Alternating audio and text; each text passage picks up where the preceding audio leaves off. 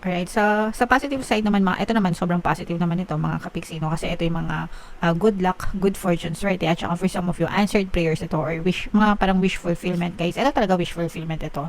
So parang pinagdadasal nyo or nangangarap kayo na swertehin kayo, so swertehin kayo mga kapiksi. Parang papakitaan kayo na parang the universe is granting your wish, the universe is answering your prayers mga kapiksi when it comes to good fortune.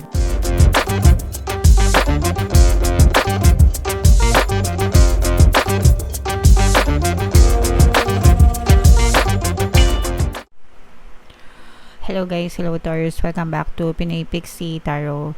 Ang pamagat ng episode natin for tonight is mid-month kapalaran para ngayong October 16 to 31 guys, para sa Taurus, Sun, Moon, Rising, Sign, and Venus. If in case hindi kayo nakaresonate dito guys, try nyo panoorin yung video dun sa monthly Taroscope nyo for October. Baka nandun yung energy nyo mga kapigsi.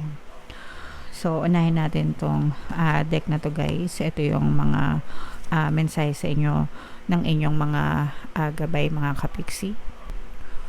So, itong mga mensahe na to guys, these are both negative and positive.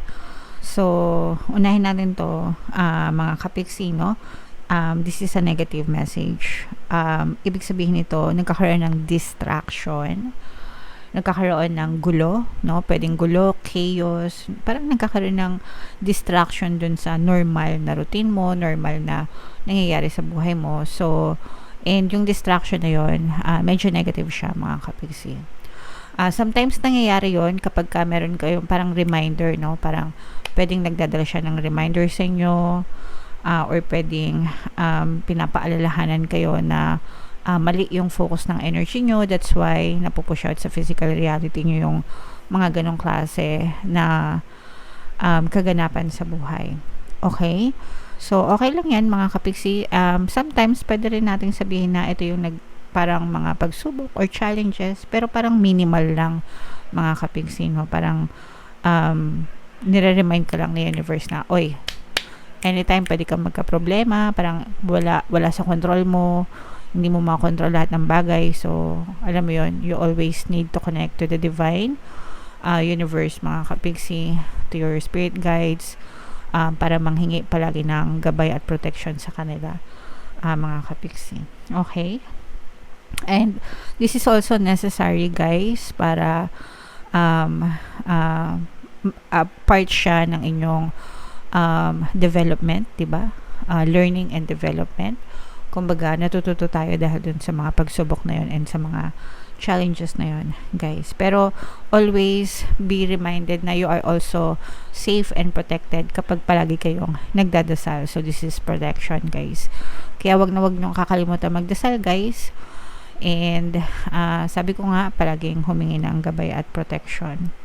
And ito naman, ito yung mga pagbabago, no? Pwedeng maaari may magbago sa buhay mo dahil dito sa mga kaganapan na to. Pero, nothing is ever permanent, guys, no? This is, again, part of buhay na nagbabago at nagbabago talaga. So, may movement, may paggalaw, may pagbabago. So, we have to deal with these changes, accept it, and flow, no? Kumbaga, go with the flow dun sa mga changes and pagbabago na yun sa ating buhay. Okay? Alright. So, comment down below, Taurus, if feeling nyo nakaresonate kayo dyan sa mga messages na yan. Tingnan natin yung ganap sa inyo guys ngayong October 16 to 31. Shuffle natin to mga kapiksi. Abang sinashuffle ko to, panoorin nyo muna yung video natin regarding sa ating paano mag-manifest ng abundance video course. Kapiksi, sawa ka na ba sa mga struggles at hirap sa buhay mo? Masipag ka ba at masikap sa buhay ngunit hindi ka pa rin umaasenso? Ilang beses ka na bang nag-attempt mag-negosyo at mag-invest pero palagi ka pa rin nalulugi? Sa pagkakataon na ito ay maaaring may subconscious beliefs ka na nagiging balakid sa iyong pag-unlad at pagyaman. Introducing, paano mag-manifest ng abundance video course. Dito ay matututunan mo ma-overcome ang mga balakid mo para tuluyan ka ng umunlad, umasenso, sumagana, maging matagumpay, successful at maswerte sa iyong kabuhayan, pera, trabaho, negosyo sa lapi at kaperahan ng bonggang-bongga. Dali, mag-send na ng email sa pinoypixie@gmail.com at simulan na ang iyong pagyaman ngayon. Alright, so sa lahat ng gusto mag-avail ng course guys, meron tayong freebie ngayong October. Magbibigay tayo ng free 3-in-1 pampaswerte sa Blimina, sa pampaswerte sa buhay, sa pera at saka sa love life. Worth 1,500 yung freebie na yan guys, kaya i-avail nyo na, sobrang ganda. And meron din tayong bagong course mga kapiksi, paano mawala ang third party at magkaroon ng harmonious na relationship para mawala yung mga kabit ng mga jowa nyo guys. 20% discount naman yan until October 31, kaya i-avail nyo na. So, Taurus guys, kayo ay represent ng Mother of Pens. These are, ito mga positive and negative messages guys. Meron tayong presence dito ng Water sign, Cancer, Pisces, Scorpio, Earth sign, Capricorn, Taurus, Virgo. So, for some of you, pwedeng may ganyan kayo sa inyong natal chart or you may be dealing with other signs na may ganyan sa natal chart. Unahin natin tong negative na to mga kapiksi. Medyo marami kayong stress guys, no? Problema. Or merong magbibigay sa inyo ng stress or problema mga kapiksi, no? So mga challenges, pagsubok na medyo sasakit yung ulo nyo.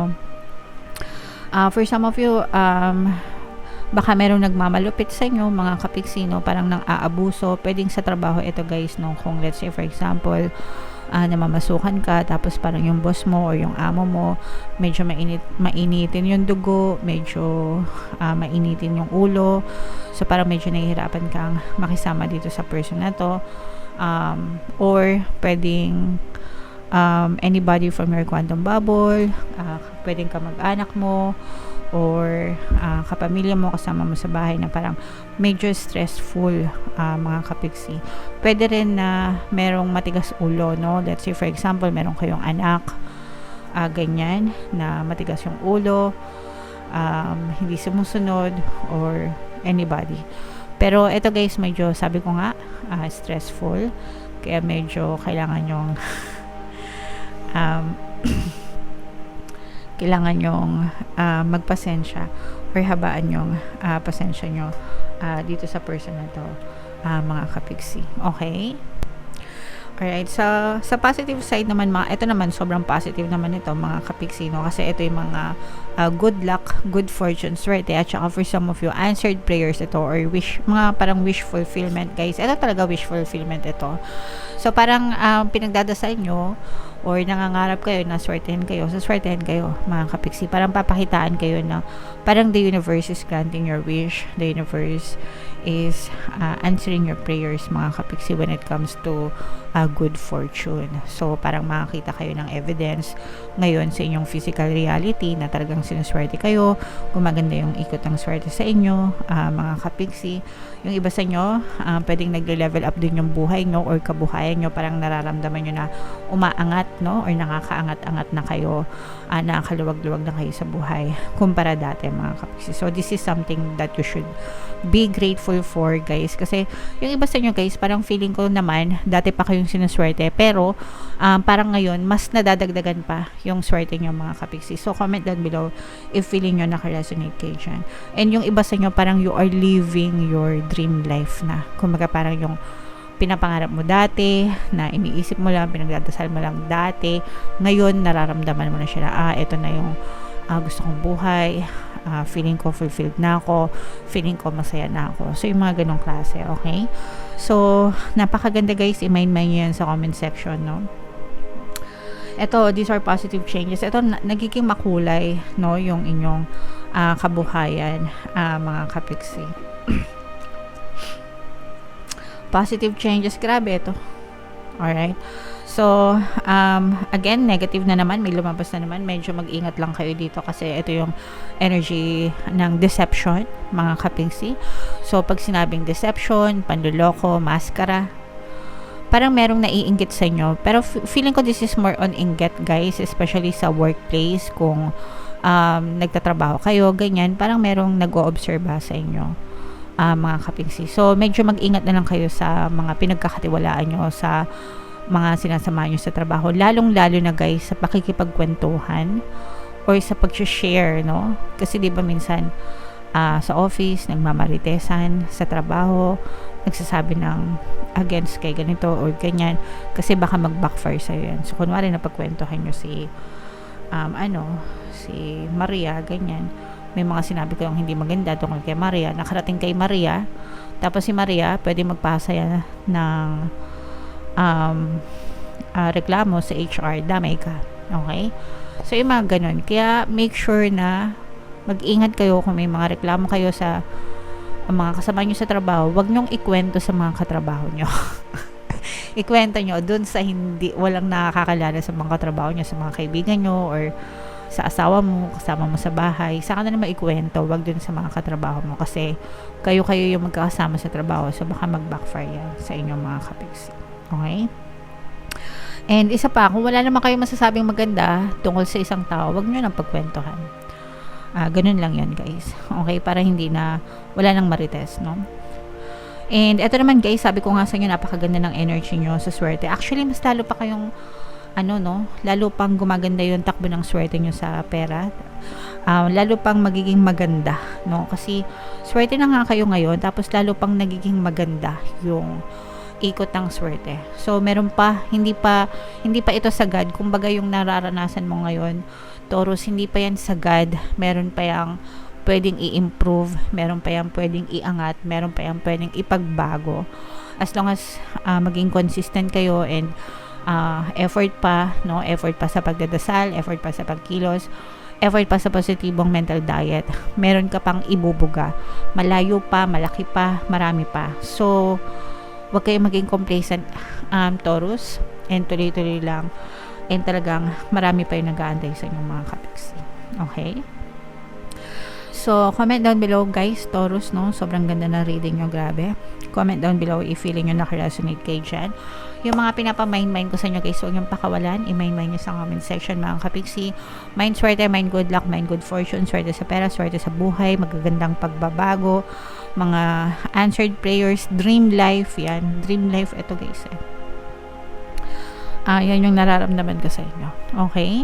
So, lahat yan, guys, i-mind nyo na sa comment section. Huwag nyo pakawalan, mga kapiksi. And comment down below, guys, if feeling mo naka-resonate ka. Ito yung ating 2025 kapalaran, mga kapiksi, panoorin nyo na. And ito naman yung ating success stories tag. Paano mag-manifest ng abundance video course. Click here to subscribe, guys. And ito yung ating mga pampaswerte subliminals. Thank you for liking, sharing, and subscribing. See you again next time. I love you all, guys. Have a nice day. Bye-bye.